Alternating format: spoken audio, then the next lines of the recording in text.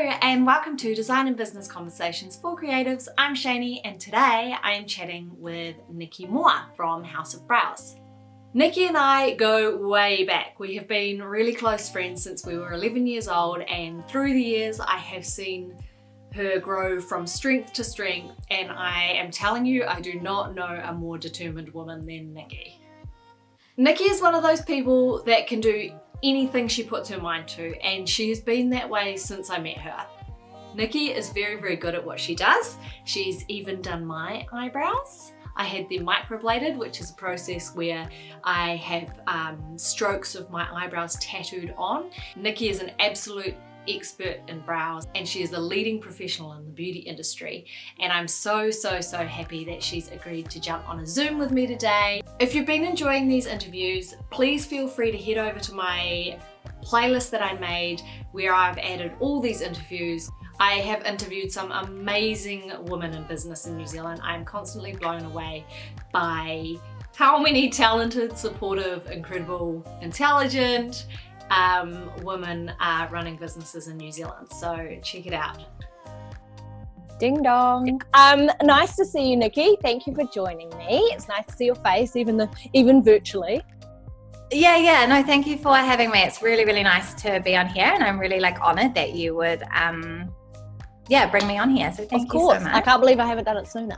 Now we're in the world of, online possibilities. And so maybe that just gave you a refresh as to how far you can extend, which turns out nationwide. Exactly. Worldwide. Well, I did pre-record a little ditty before we got on here. So I've given the audience a tiny update of how we've known each other for a long time, and how you own House of Brows and Kerikeri and Northland, and how you are just an amazing woman that can do anything, that puts her mind to anything. So they can spot all your qualifications in the background. Told them that I had my eyebrows done from you. How about you introduce yourself and your business in your own words? Okay, perfect.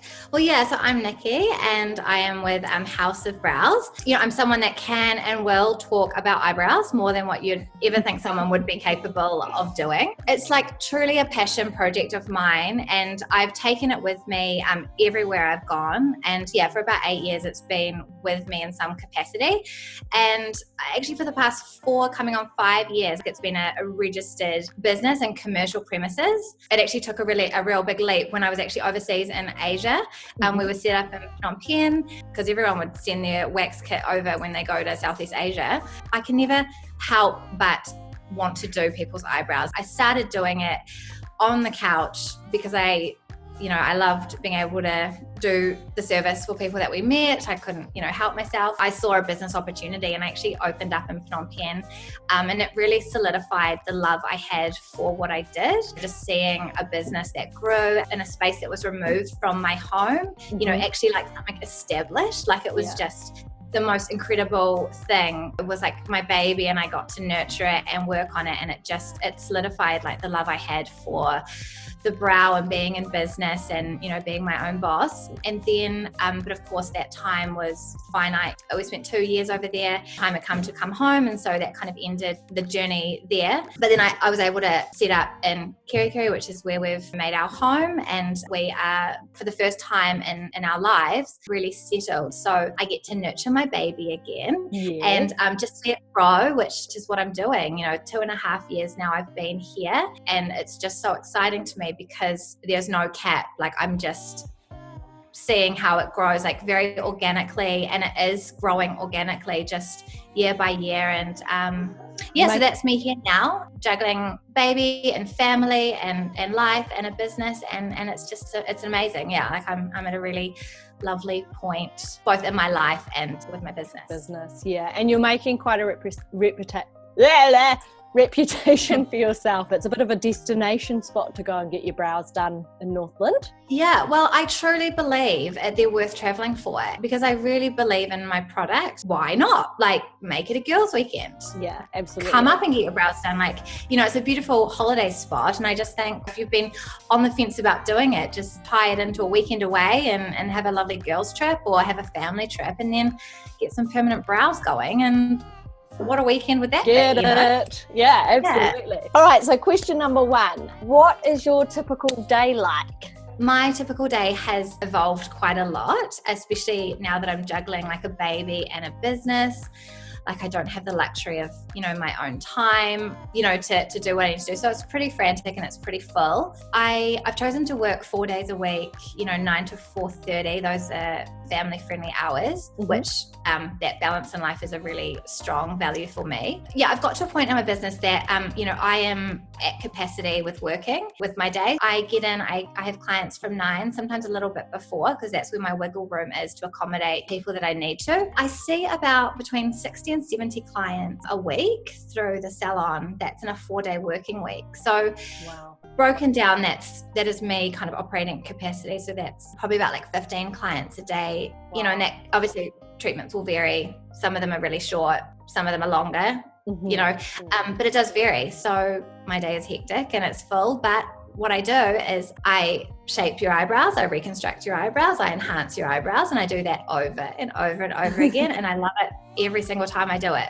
Yeah. And have you employed staff now? Yeah. So that's what's been the most amazing growth for me. Like it's always been my dream to form a team. And actually one of my biggest dreams is to see Christmas come and go and not be a solo worker, like to actually be able to celebrate it with people. So I've just got to the point where I do have 2 employed staff now. One is like an apprentice doing lash services and also brow work to be able to accommodate those extra bookings that I just can't take on anymore. And then I have a front of house girl who does all the admin, deals with all the inquiries, turns over my bed like so efficiently. I have actually grown in space, so I've taken on a second lease connected to my current shop, which means I actually have 2 working spaces. So I just rotate between both. But what an employee and 2 spaces means for me is that I can maximize my day and my bookings, because I just rotate between 2 spaces and they're cleaned in between each time. And then I've got someone to pass my clients on to cash up, to rebook. And it makes my time really, really efficient. Focused on doing what you're best at as well. Yeah, exactly. Like I am good at doing your eyebrows, and I'm good at actually a multitude of things. That's where my business is actually gonna thrive, is it when I can do the work. So I've looked at what I could hand over, and it's the admin, it's the inquiries, the emails, which I don't actually have time for anymore. It was time to employ, and managing 2 staff, of course, and there's meetings and looking over their day. But I got really lucky with finding 2 very, very capable onto it ladies. Yeah, cool. Looking into your process, can you describe your process, like specifically maybe microblading? The bread and butter is my brow tidies and shapes and tints and stuff. The microblading really is like my most transformative treatment, and people come in, and I always like people to question the treatment. I've started now to get a lot of people that walk in and it's so commonplace in our society, and I'm sure people know a million people that have got it, that people just come in and they want it and they say, can I book in for microblading? I always try and put them through for just some general brow work with me first, or definitely in a consultation to start. I need to make sure people's expectations are right. I need to make sure that people aren't ideal candidates. And because I've chosen to specialize in one particular technique within the range of techniques that you can, it's not suitable for absolutely everybody, and the look is quite distinct. So I'm quite realistic about what I can achieve for people, and I just want them to know and understand, and it may not be the option for them depending on what they want to achieve. So then I will refer them elsewhere. I've chosen to specialize so that working my way up to be an expert in what I do, and I know it really, really well. You already are an expert, but yes, okay, always striving. I like that about you. But I can always be better, and I'm always working to. There's always room for improvement. But anyway, so my process first is like really thorough consultation. Cool. I want to slap you in your face with the honesty about it. And I like people to be very thoughtful about choosing it, because you are tattooing your face. So take your time with it, So consultation, absolutely the first step in the process, and research. And then actually when I get people in, they're pre-numbed. Well, actually I now get my colleague to numb them out, and they fill in a consultation form. And then when they're numb and ready, then I'll come through and see them. I discuss thoroughly, their expectations again, like what they want to achieve. And then we look at the pigment colors. I'll swipe them on people's foreheads so that they can actually see that color against their skin tone and hair color. I just go step by step. I involve them because I want them to be really reassured and not daunted. Yeah, it's very involved, step by step, very collaborative, Yeah, to make sure I hear so far you like are managing expectations and then walking the client through the process before you even begin to lay down any strokes, right? Yeah, absolutely. I hear of stories of people going in and they didn't really know what was happening and they sit up and they have a look at their eyebrows, and it's not about that at all, no. Yeah. I mean, I don't even mind if at any step they back out. It's not a money game for me, it's an enhancement game. If you're 100%, let's do it. If you're not, what do you need to get there, and let's work together until we're there, So after all that prep and planning, which is actually probably like half the treatment time's gone by the time I actually get into it, then I do the groundwork, which is creating a map of the brow, taking into consideration your preferences, facial features, there's lots of different points. It was quite a science, like when you were doing it to me, I was surprised because I was like, oh, okay, measure, like measure. And I don't know why I didn't expect that. I just kind of assumed you'd go in and just lay down the strokes, but of course there's I think a lot of people do. Yeah, I think a lot of people do expect that. People are really surprised. I believe there should be a lot of thought and work in the prep, because that's what makes it easy from then that point forward. And what's not easy is messing it up permanently and then having to go back on yourself. I feel like the prep work is where the success lies. If you get that right, then everything falls into place really easily. So after the map is there, we break your skin, pigments implanted in a nice sleek way, and then it's masked out, and then that's done a couple of times. Then you take that off and then show the client. What I think is important to note as well with your process, and you made it really clear to me when I came in and was a client for eyebrows, is that there's a process between your processes. So there's the process of getting it first done and then you come in for your touch-up, but there's a process in between. There's a healing process. Definitely. Healing is a huge part of the success of the tattoo. It's very much in the client's hands to look after them well, so that when they come back in 4 weeks' time, they're actually looking as good as that they can be. They haven't sweated them out, or they haven't scabbed up so much that they've flicked them off, when they brush their face. Or there's a lot of influence of how they look after them as to how good they look. Probably almost like a 50-50, technique and aftercare. Yeah. What is the best thing about owning a business?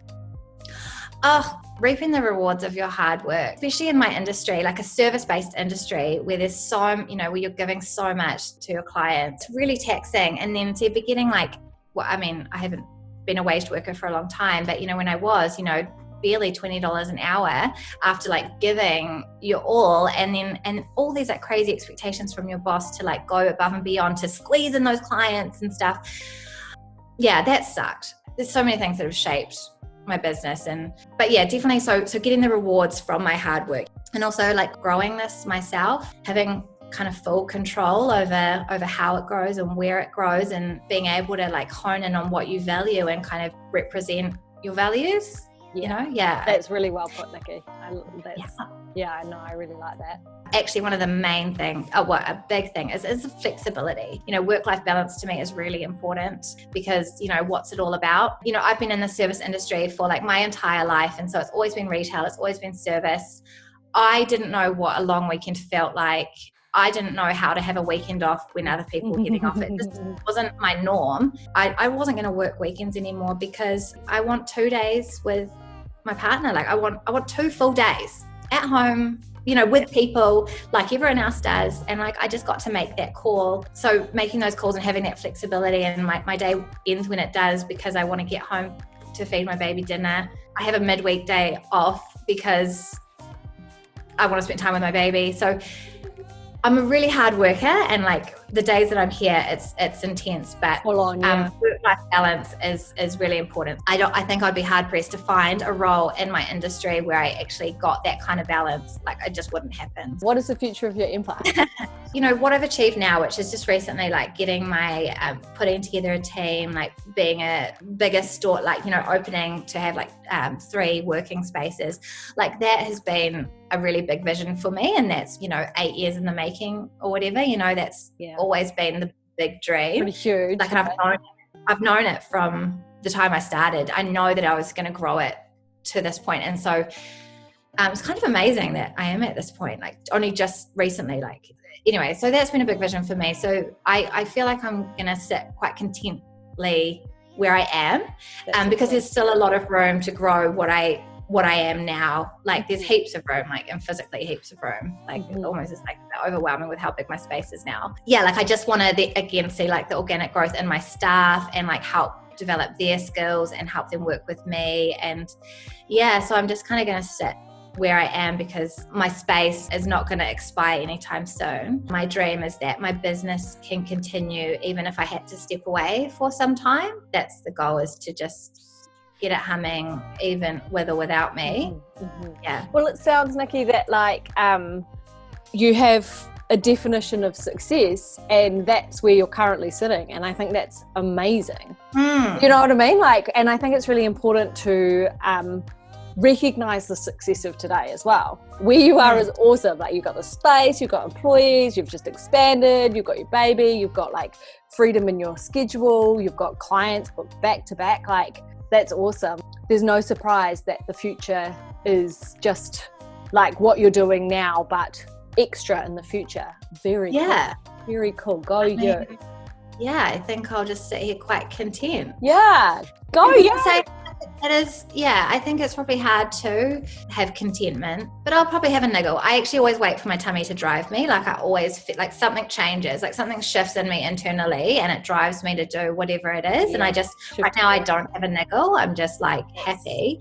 There'll be a feeling at some point. And I think I feel like I just would like to collaborate with other artists, and I'd like to maybe be on like a bigger platform. And I think over the years, my experience will get me there. Like, I think like I want to be qualified enough to motivate people or inspire people or educate people. I think something in that kind of realm will be really fitting.